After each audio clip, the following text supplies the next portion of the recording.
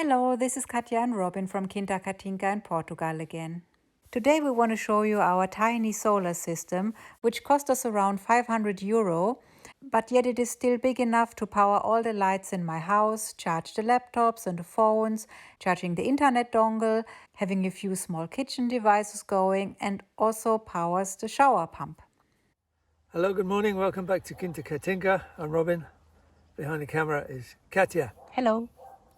Today we thought we'd tell you a little bit about our photovoltaic power system, or commonly known as solar power system, and how we've managed with an extremely minimal setup. What we have here is two 100-watt panels.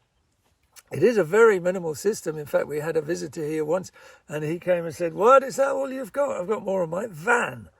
And it's true, a lot of people do have more on their vans. And we fully intended to upgrade, increase, enlarge the system quite quickly. But in fact, we never did. And 4 years on, we've still got this system and it actually is enough for our needs.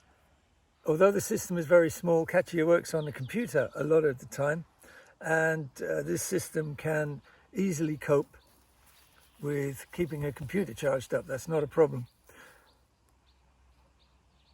Of course, it does have its limitations. There are things it can't do. We do need to run a small generator when we want to use power tools, for instance. Other things it can't do, our system, we can't really run a fridge. We can't definitely run air conditioning because that takes a huge amount of power. So we probably will enlarge the system in the future, but it has done very well for us up till now. We just have these two panels leaning on a metal trestle and sitting on a pallet to keep them off the ground. They're not even fixed, but we've never had a problem with the wind. And an advantage this gives us is that the sun's just coming up now. So first thing in the morning, we can actually move one of the panels this way to catch the early sun. As the sun comes up and traverses this way, I'll bring the panel back over here. And then later in the day, when the sun is over in that direction, we can actually move this panel this way to catch a little bit of the late sun. So it's a really easy way to maximize the potential.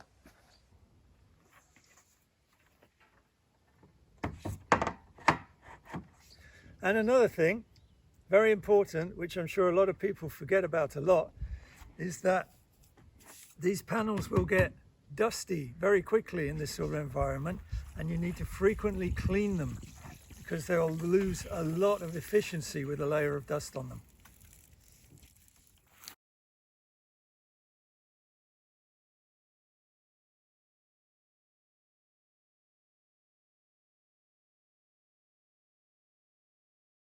Okay, so we've talked about the panels. Let's have a look at what else is involved. There are basically four components. You've got the panels, then you've got a controller, you also need batteries, and you also will need an inverter. In essence, a solar power system is a battery charger.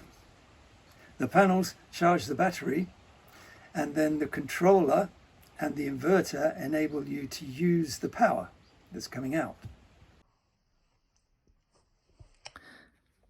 Okay, a basic solar power, photovoltaic power layout system starts with your panels, however many you might have. We have two. They join up and they come straight up into your controller. Okay.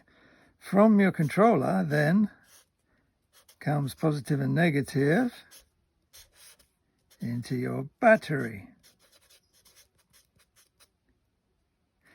Also coming out of the controller, you have a 12-volt feed, which can directly feed any 12-volt appliances or your 12-volt bulbs. coming off the battery, boom, boom, like so. This would be a feed coming to your inverter. And this produces, coming out of this, 220 volts. And obviously you could join this onto an extension socket, what Katya refers to as a long maker. And you could plug all your 220 volt appliances into that. And that's your basic layout, very basic layout of a photovoltaic or solar power system. To use 220, 240 volt appliances, you need to have the inverter running all the time, and that itself uses some power. So to make the most of the power you're getting out of your panels, it's great if you can actually use 12 volt appliances. All our lighting is 12 volts, in fact 12 volt LEDs, so they use very little power. And we also use the USBs on the controller to charge our small devices like the telephones and the fan. And it's only if we really need to use something for 240 volt, like charging a computer, that we need to then run the inverter. So to summarize, we just wanted to make this video to show you that you can actually get away with a very small system as long as you're a little bit careful, a little bit responsible, and think about what the weather's doing, what's the forecast, use as many 12 volt systems as you can, or using the USB charging. But there will be times, due to the weather, when you don't have enough power coming in. At those times you'll have to really lower your usage, or as we do just occasionally, we do have to run a generator when Katya particularly needs to charge a laptop to do some immediate work. Or another option that we have is to just go 10 minutes down to the village and sit in the coffee shop, have a coffee, and use their electricity and their Wi-Fi, which is all good. Would we like to have a bigger system?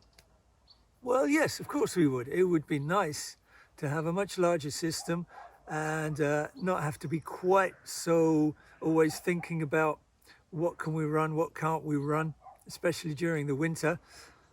So when we find that big bag of cash at the side of the road, we're going to pick it up, and yeah, we'd spend some of it and have a substantially larger system.